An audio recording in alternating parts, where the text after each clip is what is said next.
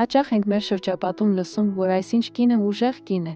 իսկ որոնք են ուժեղ կնոջ չափանիշները։ Ինչ գիտենք մենք ուժեղ կանանց մասին։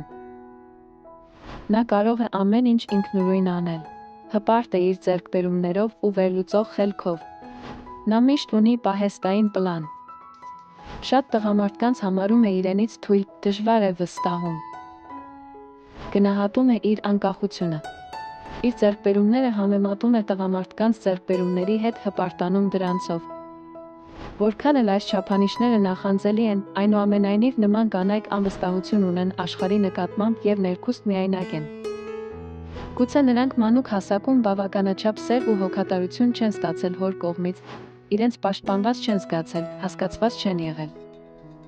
Ուժեղ կնոջը կարող եք հիասթափեցնել միայն հոգեբանորեն հասուն տղամարդը։ Եթե տղամարդը կարողանա համոզել կնոջը, որ վերջինս կարող է ապավինել իրեն ցանկացած իրավիճակում, ապա ուժեղ կինը կկարողանա սիրտը բացել և թույլ կտա իրեն մի քիչ էլ թույլ լինել։